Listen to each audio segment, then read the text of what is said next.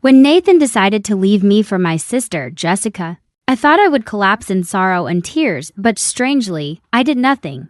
I simply accepted a large sum of money called a breakup fee and walked away quietly. From the very beginning, I understood my position. I was just a stand-in, a substitute for Jessica. I had played that role well, earning money from the relationship with the money in my pocket.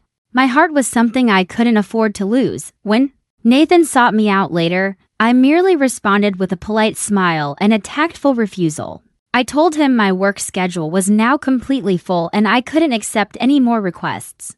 Jessica once called me an arrogant mistress. That day, she stood before me, her face flushed with anger. Her long hair cascaded over her shoulders, and her simple long dress made her look fragile and pitiable. I, on the other hand, stood tall, my head held high with an air of indifference. Jessica pointed a finger at me, accusing me loudly. "Vanessa, I was only abroad for a year, and you've already stolen Nathan. Have you no shame, no decency?" I crossed my arms, raising an eyebrow in challenge. "Shame? What's that? Can you eat it?"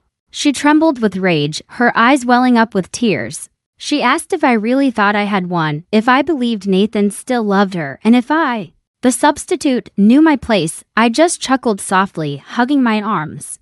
I replied that I wasn't sure if love still existed, but what I knew for sure was that every night Nathan was with me. Jessica's tears streamed down her face. She choked out, pointing at me, that a shameless woman like me couldn't possibly be the daughter of the same father as her. I bowed my head and laughed coldly without a word. To be honest, even I didn't understand how we shared the same blood. However, I still politely explained that perhaps it was because her mother was just like me, shameless, having wormed her way into someone else's happy family, stolen their husband, and then given birth to her an illegitimate child. Jessica's face turned beet red as if she'd been stung, like a cat whose tail had been stepped on. She raised her hand to slap me. I gently rubbed my own cheek, raised an eyebrow at her, and then, without hesitation, returned the gesture with an even harder slap. Since childhood, Jessica had lived a life of luxury while I had to struggle to survive. Our physical strength was on completely different levels. Jessica's face swelled up instantly, tears falling like rain. She stumbled back to steps in shock. I took out my phone, intending to call security to escort her out, but suddenly her eyes lit up. She clutched her face and ran towards the door, calling Nathan's name in a tone of utter terror. My heart clenched. Turning my head, I saw that Nathan had been standing at the door for some time, his expression cold, his eyes filled with sorrow. He pulled Jessica into his arms, patting her back gently. Jessica looked up at me, her eyes filled with challenge. My heart grew cold, seeing Nathan's actions. I knew I had lost this battle. After all, I was just the substitute, chosen only because my face resembled Jessica's while she was away, and I had willingly taken advantage of that opportunity as a replacement. How could I dare dream of replacing the original? Still, a trace of unwillingness lingered in my heart, and I forced a smile. Walking over to him, I intended to take the folder from his hand and say, "Nathan, you're back." Nathan looked at me, his gaze distant and unfriendly. Just last night, we had been passionate together. This morning, I had even tied his tie for him as he left, yet now he held Jessica, making me an outsider intruding on their noble relationship. The tiny glimmer of hope inside me began to fade. Jessica sobbed in his arms, her voice filled with regret for going abroad, saying if she hadn't, she wouldn't have lost him. Nathan looked down at her, his gaze gentle as he stroked her hair. That gesture made my hope even more fragile. It wasn't until Jessica stopped crying that he looked at me. His eyes were devoid of emotion, yet he asked Jessica, "Did Vanessa do something to you?" I remained silent. Jessica stopped crying and answered, choked with emotion, "Sister Vanessa just has a quick temper. I didn't mean anything by it." She said it with a pitiful expression. I lowered my eyes. There was nothing left to say. Nathan's attitude was crystal clear. No matter what I said, it would be useless. A substitute has no right to speak. I had lost, just as my mother had once lost. To her mother, a complete and utter failure. Nathan frowned at me, his voice icy. "Vanessa, the first day you came here, I told you to know your place. One must know when to adapt." I bit my lip, a bitter smile forming. Reaching a hand out to him, I said, "Mr. Williams, I am very adaptable. I'll leave this drama for the two of you to act out. I'll take my leave." He said nothing, just stood there watching me. I tried to compose myself, forcing a gentle smile. Mr. Williams, call me tonight. We'll talk about the breakup. Without waiting for his reply, I strode out of the villa, though my heart was in turmoil. I knew I had to appear understanding and let go decisively, given Nathan's personality. My breakup fee would surely be substantial. I really was that pragmatic. If I've already lost the man, I can't lose the money to. As I stepped out the door, I heard Nathan's voice call from behind me, Vanessa. My heart suddenly beat faster. I turned back to look at him, not knowing what I was still hoping for. Jessica also looked up at Nathan, clinging to him and sobbing. Nathan looked at me, then back at Jessica, bent down to wipe her tears, and said softly to me, I'll talk to you tonight. I turned and walked away, accepting my defeat completely. That evening, Nathan gave me the title deed to a house, a gold card, and stock certificates. He said he was getting engaged to Jessica and hoped we would have no further relationship in the future. I looked down at the documents before me. They were enough for me to live comfortably for the rest of my life. I nodded, smiled, and tried to make my smile exactly like Jessica's. All right, Mr. Williams. Thank you for taking care of me all this time. Nathan raised an eyebrow, a hint of surprise on his face. It seemed he hadn't expected me to be so calm. I didn't cry, didn't cause a scene, didn't cling to him, but simply accepted everything. I gathered his gifts, my smile growing even more sincere. Thank you for the gifts, Mr. Williams. Rest assured, I will completely disappear from your sight without a single lingering tie. Nathan frowned at me, his voice deepening slightly. Vanessa, are you that happy to break up with me? I lowered my head, smiled lightly, and corrected him. Not at all, Mr. Williams. I'm just happy to receive gifts. A simmering anger rose in his eyes. After a few seconds, he stood up and left. I didn't understand what he was angry about. The woman he loved had finally returned, and I, the substitute, naturally had to step aside. I understood that perfectly. Wasn't this what he wanted? Besides, when I was with him, I always tried to adjust everything to be like Jessica. From my expressions and voice to my clothes, you could say I was a perfect substitute. I did it all. My efforts deserved some reward. Where else could he find a replacement like me? Yet, the moment Jessica returned, everything I did suddenly became wrong. Holding the breakup money, I watched his sports car start up outside the window. Gradually, I reined in my chaotic thoughts and let out a faint smile. Men, huh? The moment Nathan left, I transformed from a substitute into a wealthy woman. I took off the simple dress, wiped away the light makeup, and threw out all the innocent clothes in my closet. They were all things he had bought in Jessica's style, not mine. I changed into a fiery red dress, dyed my hair a light brown, styled it into large, classic waves, and applied a layer of deep red lipstick. This was the real me. Vanessa, I went shopping, bringing home all sorts of clothes and shoes I loved, then returned with my newfound joy to the villa Nathan had given me. My life had been filled with hardships, and fate had turned me into a heartless, cold, and unfeeling person. Perhaps I might be moved at times, but I would never let myself drown in love, because I didn't have that privilege. Now, I just wanted to live a good life. A life better than Jessica's. I wanted my mother to have happier days than Jessica's. Mother, when I first approached Nathan, I had thought it through carefully. What I wanted wasn't him, but the breakup fee he would provide. Those fleeting moments of affection were like a passing cold. I didn't let them overwhelm me. I got out of my car, ready to go home, when a figure suddenly appeared before me. I looked up. It was Jessica. She asked me coldly how much breakup money I had demanded from Nathan. I raised an eyebrow and replied, more than you could ever imagine. After all, I provided excellent service, and my benefactor was very pleased. Jessica sneered, what good is excellent service? You're just a kept woman begging for scraps. When you see how much Nathan loves me, you'll just have to go cry in a corner. I burst out laughing. Jessica, do you really think I can't let go of Nathan just like you? I took a step closer and said softly, from beginning to end, I never loved him. I only loved his money. You get the man, I get his money, so we both win. What do you think? Even though I knew I was lying through my teeth, how could I show weakness in front of her? Jessica stood frozen, unusually silent. She just stared at something behind me. Suddenly, I had a bad feeling. A cold chill ran down my spine, making my hair stand on end. When I turned around, Nathan was standing right behind me, his expression as cold as ice. How could I have forgotten that Jessica only provoked me so Nathan would see it? Wasn't getting played once enough? How could I fall for it a second time?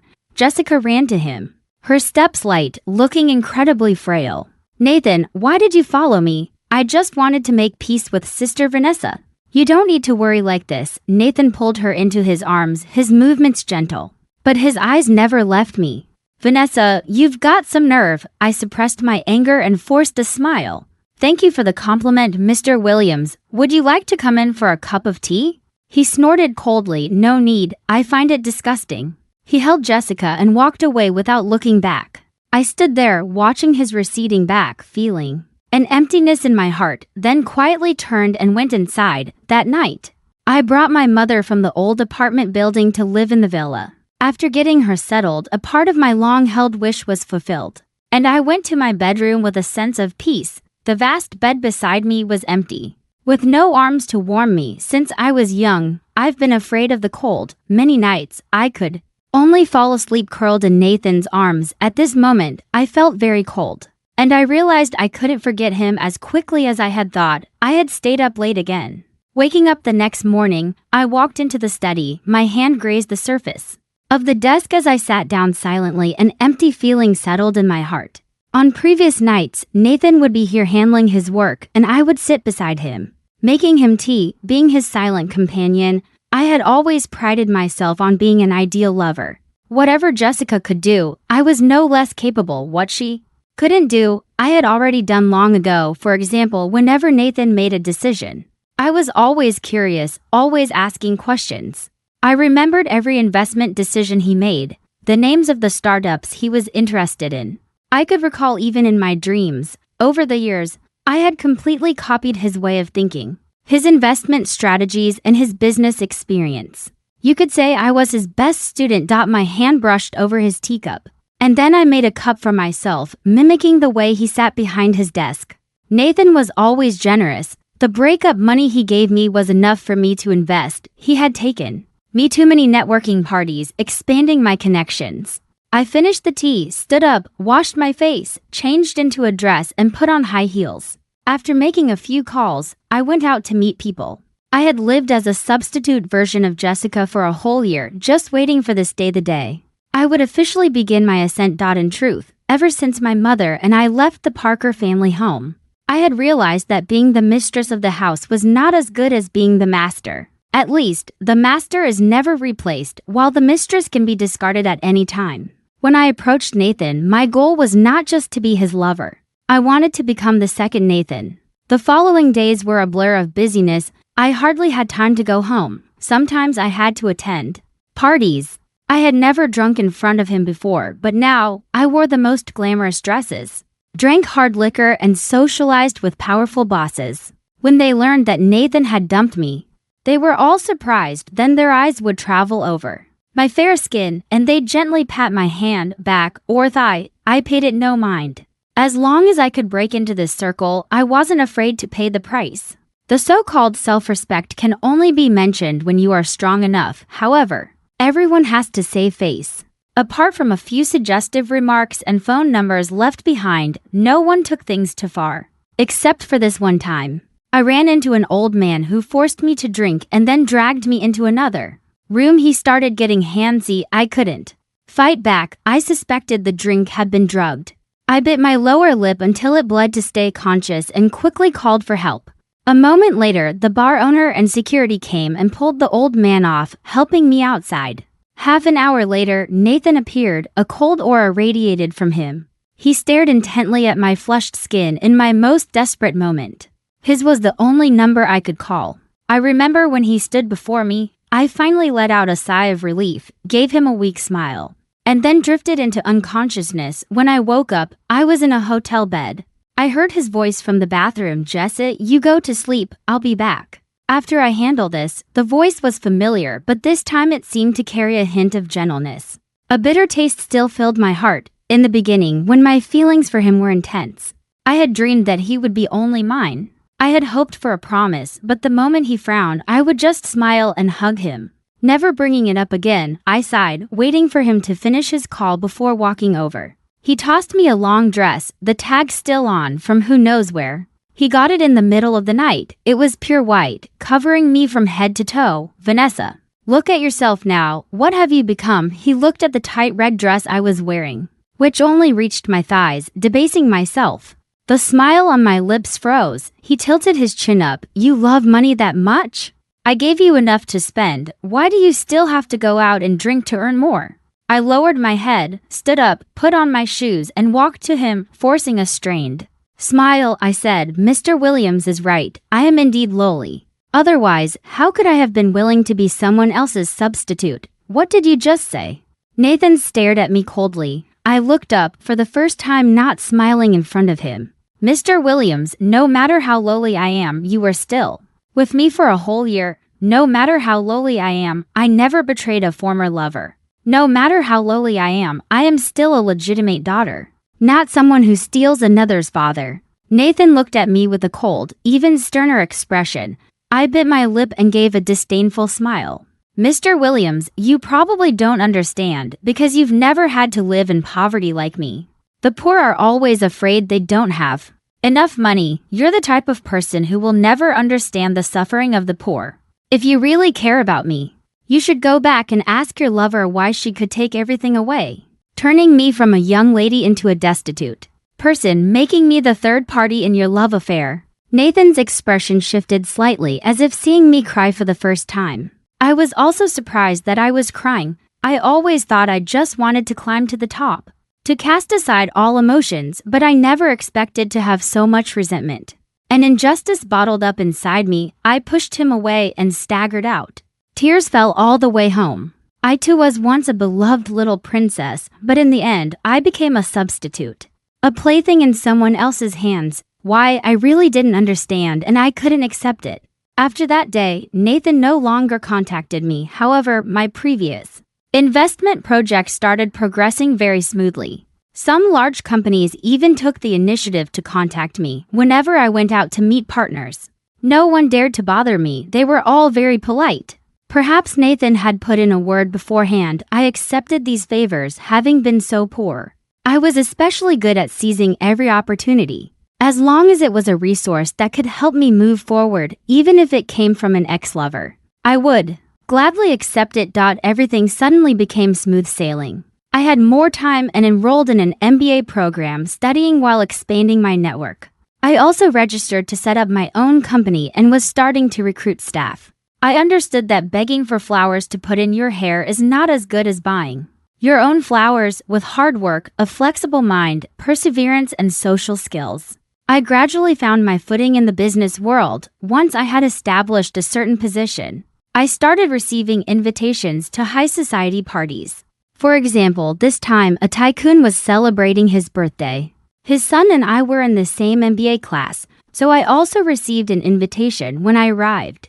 I discovered my father was also on the guest list. This was understandable. My father was a successful businessman, a well-known figure in the city. Everyone knew he had a successful career, but no one knew that he had started from scratch with my maternal grandfather's help, only to swindle all the money my grandfather left for my mother, bring his mistress and illegitimate child home, and then kick us out. He didn't even acknowledge me because after my mother divorced him, I took her surname, no longer bearing the Parker name. He considered my changing my name a great betrayal, a severing of ties. After that, my mother and I went through all sorts of hardships. There were times we had to pay the electricity bill in small installments of 20,000 VND. There were also times I had to walk home from the suburbs in the middle of the night, just to save a few tens of thousands on a taxi. Now, standing not far from him, watching him and Nathan fawning over Jessica, I couldn't help but find it amusing. Some things in this world are truly inexplicable. The eternal love that people praise is nothing more than the relationship of the powerful on top. It's truly worthless. I turned to leave, but just as I took a step, Jessica saw me. She called out cheerfully, "Sister Vanessa." I wanted to pretend I hadn't heard, but she ran over and linked her arm with mine. "Why don't you greet Dad when you see him? A family shouldn't hold grudges overnight. Are you still angry?" She pulled me in front of my father without giving me a chance to object. My father snorted. His eyes filled with contempt. He looked at me. You came here dressed like that to seduce Nathan?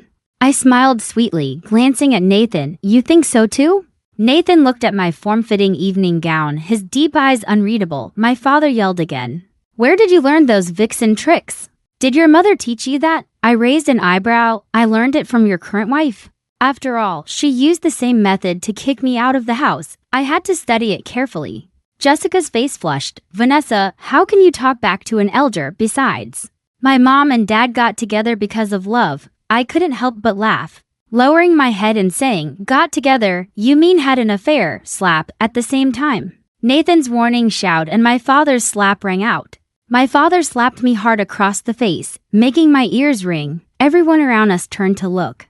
All of them surprised. Only one tall man across from me, holding a glass of wine, looked thoroughly amused. His gaze provoked me. I didn't like anyone seeing me in a humiliating situation. All my efforts were to climb to the top, to forget the humiliation of being abandoned by my father and to regain my self-respect.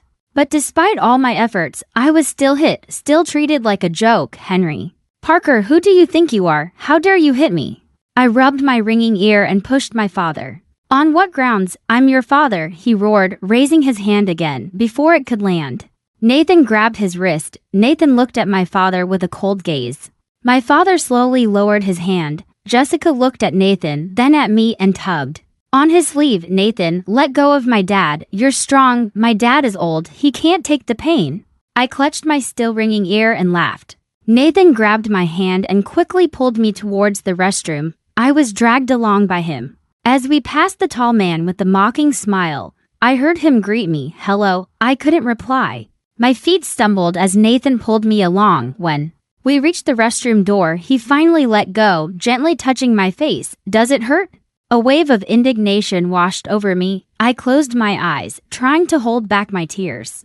Nathan looked at my eyeliner, his gaze deepening. You insulted Jesse's mother first. You were in the wrong. Go back and apologize to Jesse in a bit, and I'll drive you home. I opened my eyes wide, suspecting I had misheard. Nathan, are you insane? I was furious. I snatched my hand away from him. On what grounds do you want me to apologize? What are you to me? Nothing but an ex-lover. Do you really think you're that important? Nathan narrowed his eyes. Vanessa, what did you say? I said you're nothing but my ex-lover.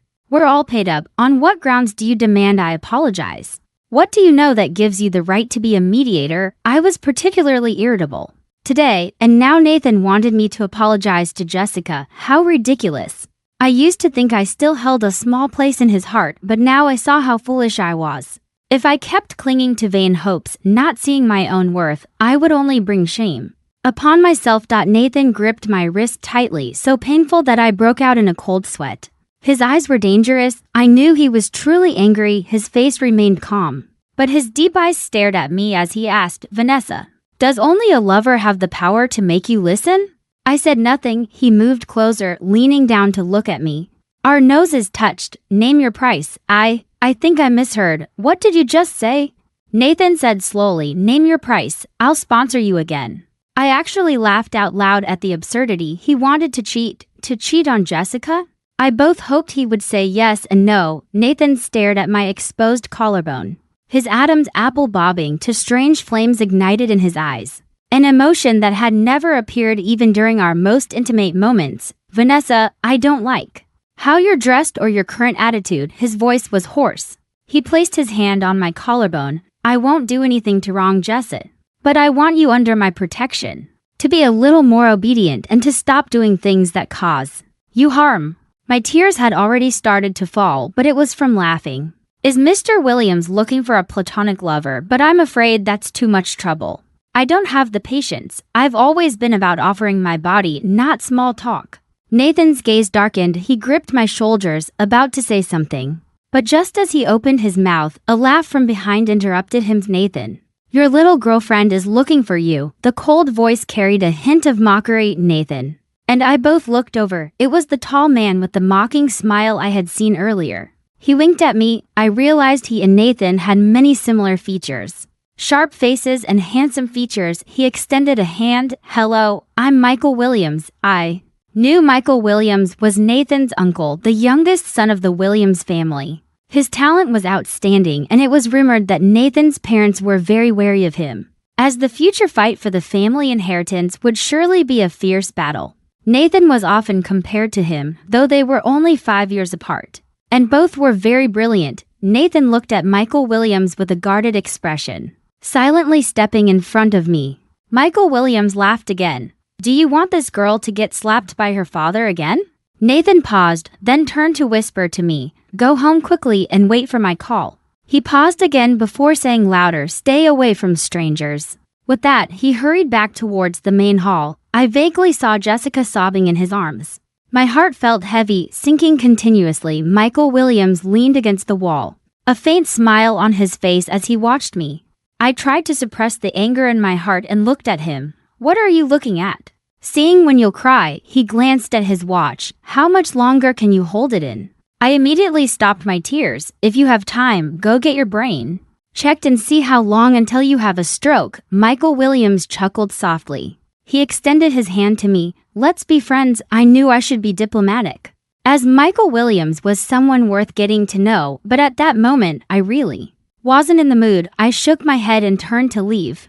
As I rounded the corner, I glanced back and saw Michael Williams still standing there, his sharp eyes watching me with a hint of interest. After the party, my work started to run into difficulties. Planned collaborations were canceled and my company's operations hit snags. I realized something was wrong and investigated quietly, discovering that my father was behind it all. Those who had shown deference to Nathan, when forced to choose between me, an ex-lover, and my father, the future father-in-law, naturally chose my father. I gritted my teeth and tried to manage, but my network was no match for my father's, and I didn't have the chance to build my own strength. I scrambled everywhere, becoming a laughing stock to many. Some, whether genuinely or feigning kindness, advised me to find another lover. They said I was beautiful and knew how to handle people, and I would surely find a new backer quickly. I didn't want to.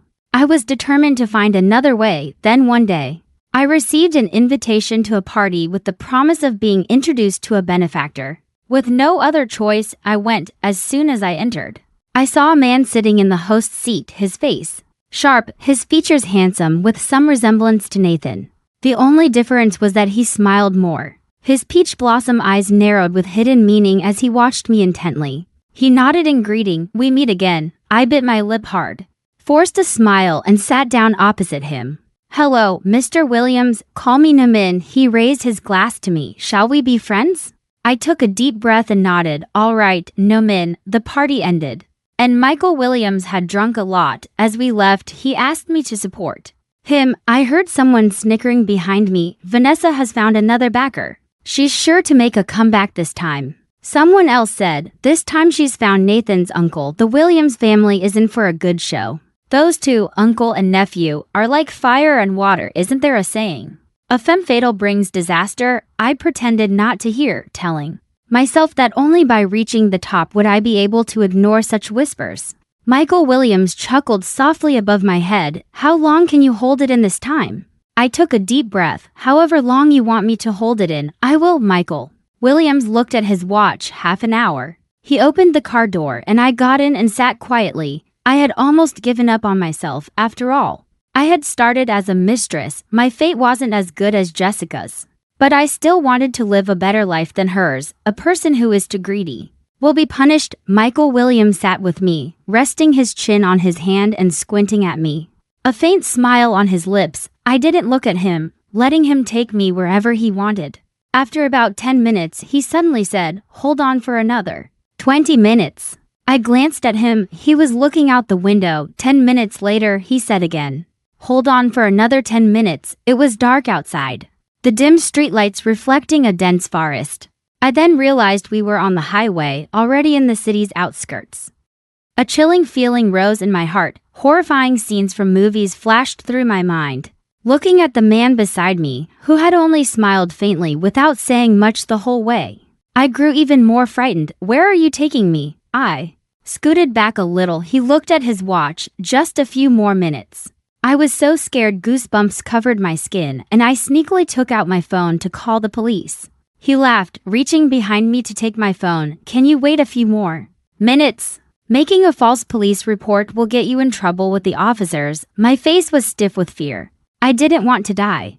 I hadn't yet been able to hold my head high in front of all those terrible people out there. I hadn't finished my revenge. Time ticked by slowly, each second a torment to my mind and body. I almost pleaded, I can do anything, please don't hurt me, I still have an unfulfilled wish. Michael Williams burst out laughing and signaled the driver to stop.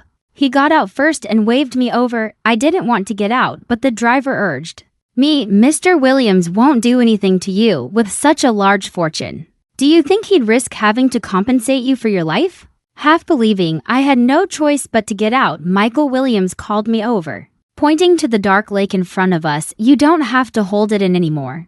I looked around and realized we were near the old Williams family residence. This area was in the city's outskirts, an old, wealthy residential district with 24-hour security patrols. I breathed a sigh of relief.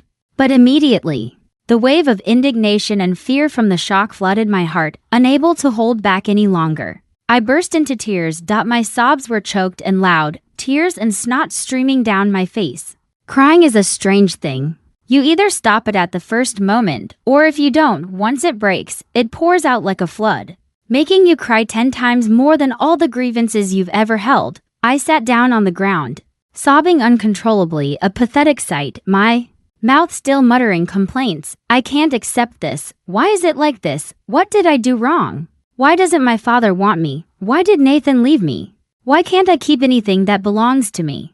I cried and cried until I was exhausted, unable to continue. Michael Williams stood beside me, waiting silently. When I was finally tired out, he gently helped me up, handing me a tissue to wipe my tears and nose. I hiccuped, but the heavy feeling in my heart suddenly vanished. For the first time in my life, I felt strangely light. I looked at him suspiciously and asked softly, why? Michael Williams's lips curled into a faint smile. I wanted to see how long you could be stubborn.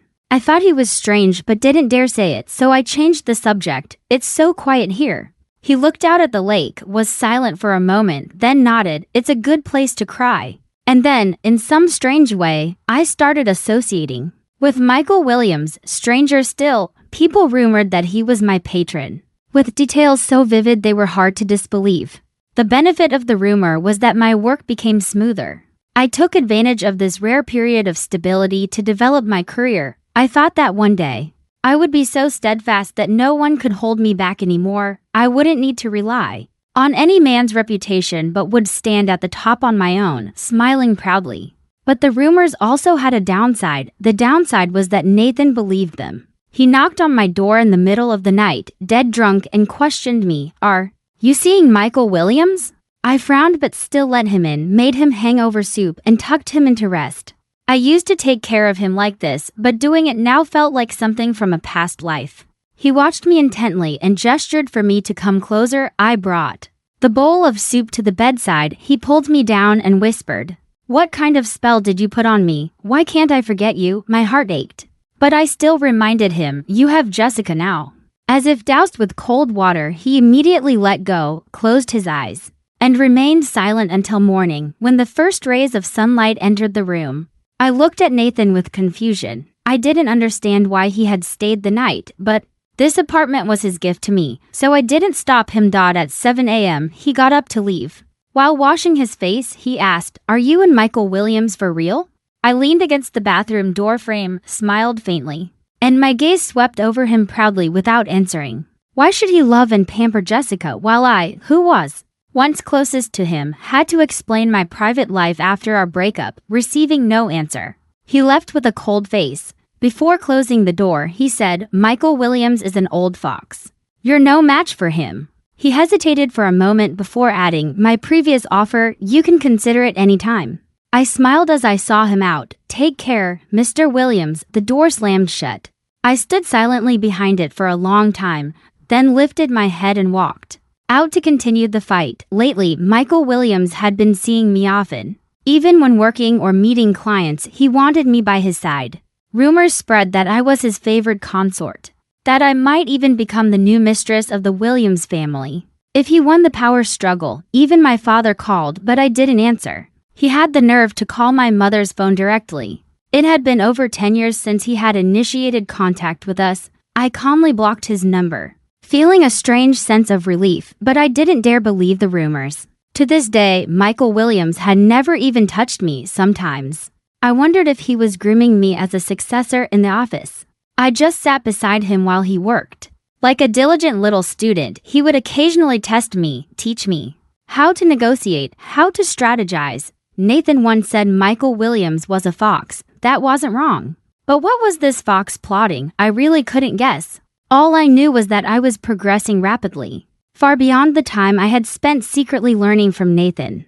My relationship with Michael Williams even alarmed the old master of the Williams family. The old man wanted to meet the vixen who had charmed both his grandson and his uncle. He had never even given Jessica a second glance.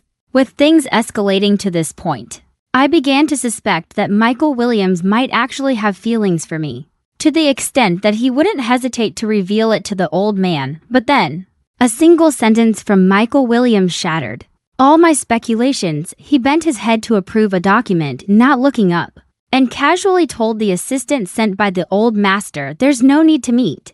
I sat beside him, feeling embarrassed, but managed to keep a smile on my face. The assistant glanced at me, a hint of disdain in his eyes. I pretended not to notice. When the assistant left, Michael Williams continued his work, but a fierce fire burned inside me. Though I didn't understand why I was so angry, I hadn't even been this angry when Nathan and Jessica got back together. I knew it was unreasonable, but over the years, he was the first person who had no ulterior motives towards me, who didn't look down on me, and who gave me respect. He helped me become more confident, and I couldn't suppress my dissatisfaction. Michael Williams finished approving the document and picked up his coffee. Seeing my expression change, he smirked. Angry, I forced a strained smile. "No, then. Is your lip itchy?" he teased, his eyes full of amusement. I relaxed, released my lower lip, and looked down without a word. Michael Williams stood up and walked towards me. For the first time, he made a gentle gesture, stroking my head, his voice a mix of coldness and tenderness. "I meant you don't need to meet him. Not that he doesn't want to meet you." The coldness in his voice made me not realize he was talking about his own father. I looked up at him in surprise. For the first time, I saw how deep and unreadable his eyes were. After refusing the old master's assistant, the old madam of the Williams family also sent someone to find me, ordering a meeting. Michael Williams just laughed coldly. "Not necessary." I found it strange but didn't dare ask more. A few days later, Nathan gave me the answer. He blocked my way at my door. "Vanessa, why did you choose Michael Williams?" I shrugged. "Why did you choose Jessica?" Nathan gripped my hand tightly, his gaze firm. After a moment, he gave a faint smile. "You always looked down on Jessica because she's an illegitimate child. But you chose someone in the same boat," he continued, "because of you. Michael Williams has angered the old master and madam. The old master has declared that illegitimate children have no right to inherit the Williams family fortune." I was stunned. Nathan gripped my shoulders. "He has nothing left to give you." I struggled angrily but couldn't break free, glaring at him. "What do you have to give me? The status of a mistress, so I can also give birth to an illegitimate child? Do all of you in the Williams family like this?" Nathan looked flustered and said softly, "Do you think I wanted it this way? You were with me for a year. Why did you hide your true self? Why did you only let me see, after we broke up, that you could bewitch me like this?" I smiled bitterly. "An innocent girl and a red lipstick mark on the chest, truly things a man can't forget." I pushed him hard. I had no time for arguments. I just wanted to find Michael Williams. Nathan stood there stunned, then said quietly, "I regret it. Is that not enough?" I didn't care and took out my phone to call Michael Williams. He said again, "If you come back, I can change my decision." I waved him away. "Mr. Williams, go handle your business. The Williams family is big enough to keep you busy." His voice turned cold and shaky. "Vanessa, this is your last chance. I can let Jessica go." "Nathan," I cut him off, looking up. "Right after we broke up, I had dreamed he would say this, but why say it now? Why wait until I met Michael Williams to say it?" I used to think I couldn't forget Nathan. But being with Michael Williams, I learned how valuable it is to be respected and valued. Security comes from strength, not a pretty face. Now, I just wanted to say to Michael Williams, "As long as you want me, I'll be with you, rich or poor. Good deeds beget good karma. I looked at Nathan, my eyes stinging. I took a deep breath and forced myself to say, I'm going to find Michael Williams. You should go too. A flash of pain crossed his eyes. I'm about to get engaged if you come back. I can change the person. He tried to pull me, but I dodged. The old master of the Williams family doesn't like women who get involved with both the uncle and the nephew. Are you not afraid of losing your inheritance by getting engaged to me? He froze. I smiled. Forget it. Such a large fortune. It's a pity to lose it. I think Jessica suits you very well. For the first time, I saw him hesitate. He told me to wait until he had a firm footing in the Williams family. I smiled bitterly. Watching his retreating back with disappointment, you reap what you sow. Nathan got into his car, and in a moment the dust settled, and his figure disappeared from my sight. A fleeting sense of emptiness washed over me, but it quickly vanished. I quickly took out my phone and called Michael Williams. The phone rang, and my anxiety grew. Finally, he answered but said nothing. I asked worriedly, "Where are you? Let me come find you." A short silence passed. Then his deep voice came through.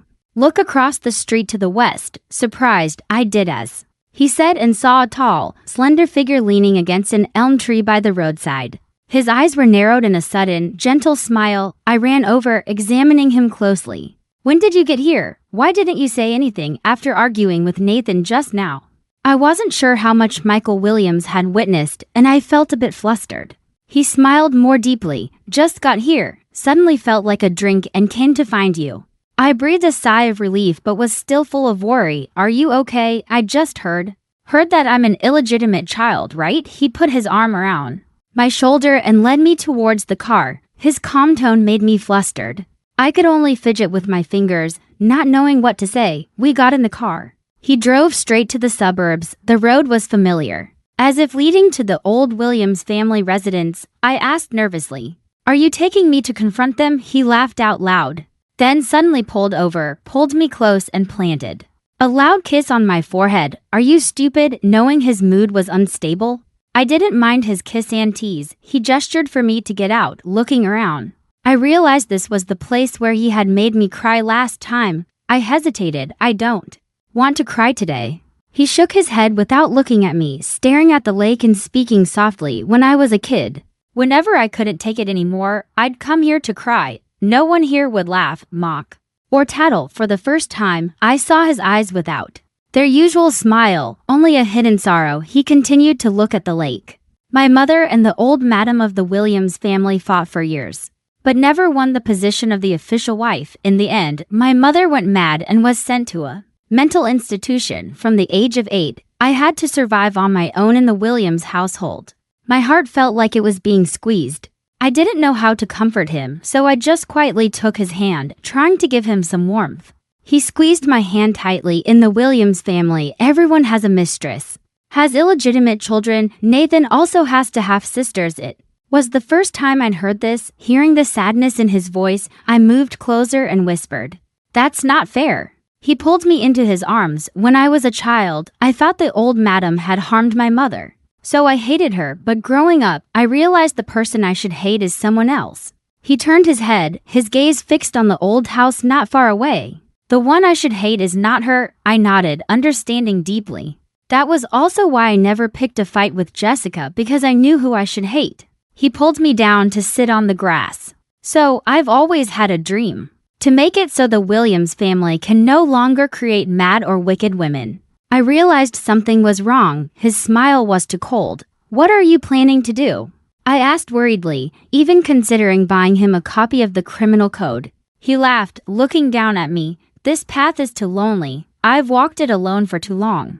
Until I met you at that party when I saw you trying to be strong while holding back tears. I remembered myself as a child. I knew I had found a companion." I looked into his eyes, those peach blossom eyes no longer holding their usual smile.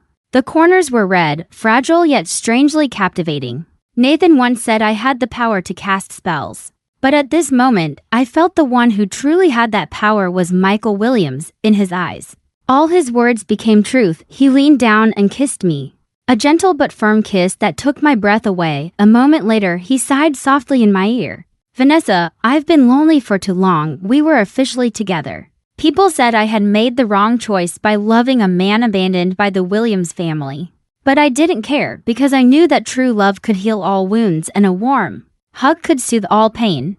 A few months later, Nathan got engaged and became the heir of the Williams family. I went to the party with Michael Williams.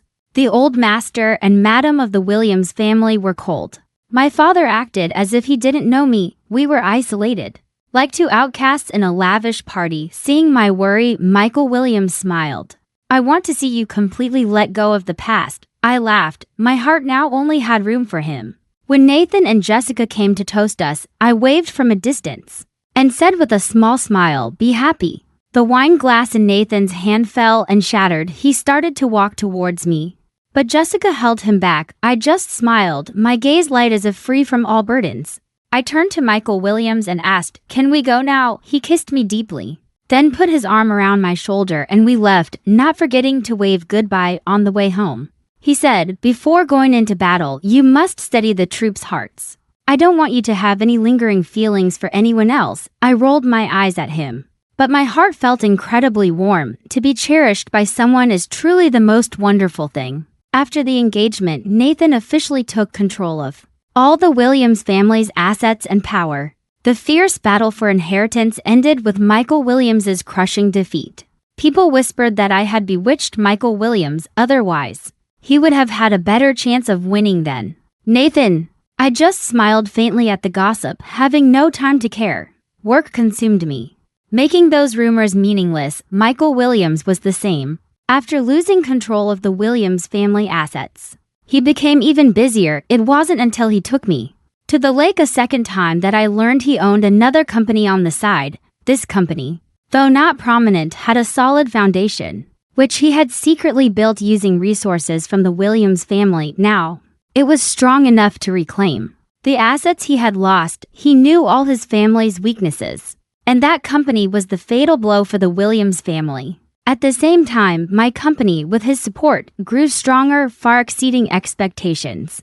Michael Williams once said he couldn't give me the prestigious title of a Williams family madam, or brilliant bouquets and admiration from the world. The only thing he could give me was the strength to conquer power, money, and praise on my own. He said that for a little wolf, raising it is not as important as teaching it how to hunt and claim the grasslands. I completely agreed. When all my achievements were earned by myself, I no longer had to worry about being abandoned or losing anything. 2 years passed.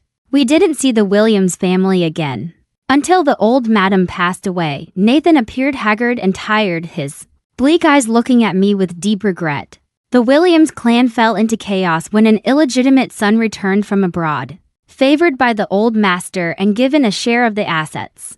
Nathan was under immense pressure and it spilled over to Jessica. She was gaunt and confronted me, complaining that Nathan still hadn't forgotten me even after marrying her. He even made her imitate my style, from dressing to lifestyle. I just smiled faintly, feeling neither smug nor satisfied. I was tired of these emotional games. As I left with Michael Williams, I felt a clear sense of relief. After the funeral, the Williams family's crisis deepened. Their company was attacked on multiple fronts, and illegal business practices were exposed, leading them to bankruptcy. Nathan lost everything in an instant. I sent back the breakup money he had once given me, but he returned it with a thank you note. I understood he still had the ability to recover, but that no longer had anything to do with me. The day my father's company went bankrupt, Michael Williams and I stood by the window, watching the moon and raising our glasses in a toast.